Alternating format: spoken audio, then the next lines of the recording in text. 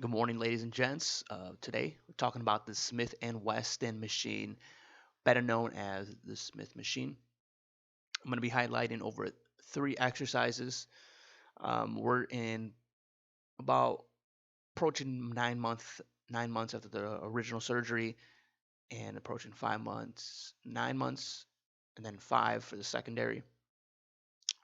Stability after the knee is going to be still an issue depending on how well you keep performing exercises and your strength around the knee.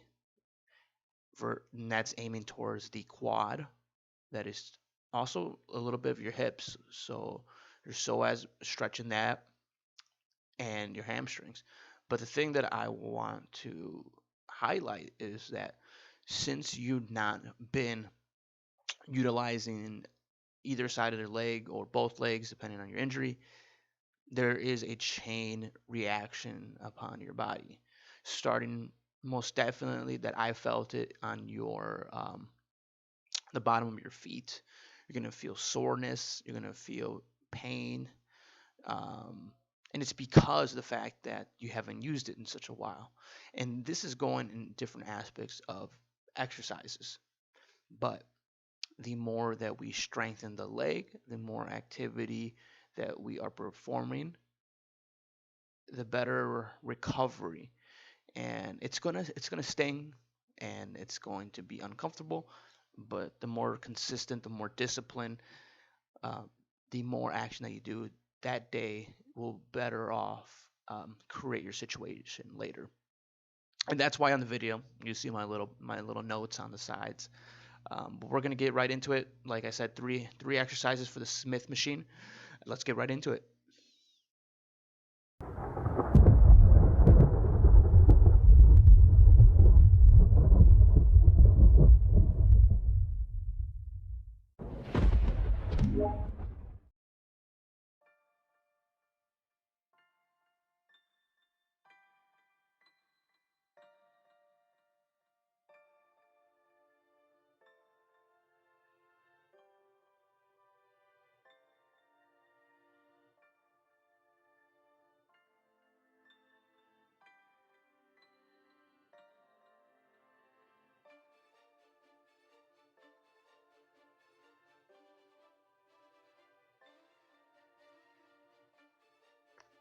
Right off the bat, we are going into a lunge to a high knee.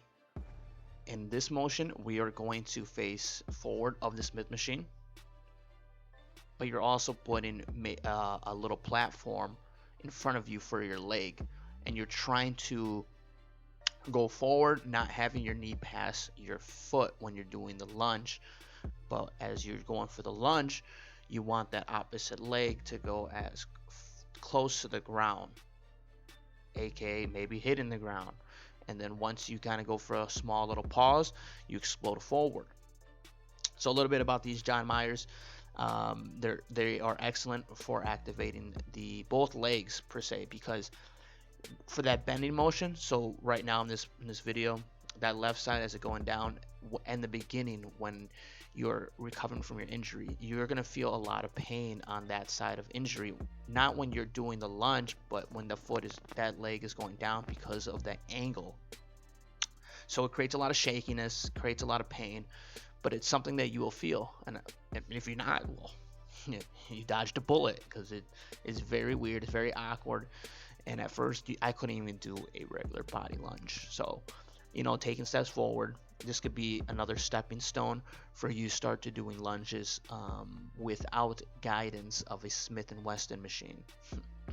um, but yes, maybe as you go on with these, you can elevate the platform. Obviously, put a lot of bit more weight. But stepping into our second exercise, we're going to do obviously a very nice alternative of single leg calves. Just because, as I mentioned, you're going to have a lot of different repercussions on the injured side, starting from the bottom of your foot to your tendons, to your Achilles tendon, of course, obviously your knee, and then hamstring and quad strength. Stepping into the final exercise, we are aiming the opposite way of the Smith and Weston machine. And we are doing the hex press. For this exercise, we are going to aim for a wider stance and farther stance. You could just imagine like the wall being right there and you're kind of gliding it. Another alternative too is using an exercise ball below it if you want to do body weights. I remember I was doing that in the beginning. I might incorporate it for the next video, but you're aiming to go slowly down, try to get to 90, holding it if possible, and then explode up. But since how you're standed, how your, I guess, position is for this hex press, you'll feel it a lot different than a regular standard oh my god, squat. But very solid on building strength. So for my method, I like doing single leg exercises to kind of tire each leg out and focus on that side. And then at the end of the exercise or the end of the workout, my programs, I like to do the double, so that if my injured side or my recovering side is getting fatigued, well, now it can still get after it with a little bit of assistance on the other side, or vice versa, or whatever. So yeah, that's the hex press. All these exercises pretty standard forward. Something that I incorporate, and I'm building that strength around the knee and posterior chain of the recovering side. So let's get back to the video so we discuss a little bit more. Like I said, very simple, very straightforward procedures, and also quick video. Nothing too much on like the stance and everything like that, but as you can see, something easy and that you can mimic. But like I said, this is a very good alternative to build your strength, your stability before hitting a more standard squat bar. This will help you build your confidence. You can put a little bit more weight, feel it. If you would like to do your regular standard squats onto this Smith machine, go right ahead. It's your preference, it's your body. Understand it and read it. Like for myself, I've been not incorporating a little bit more rest days than I should be.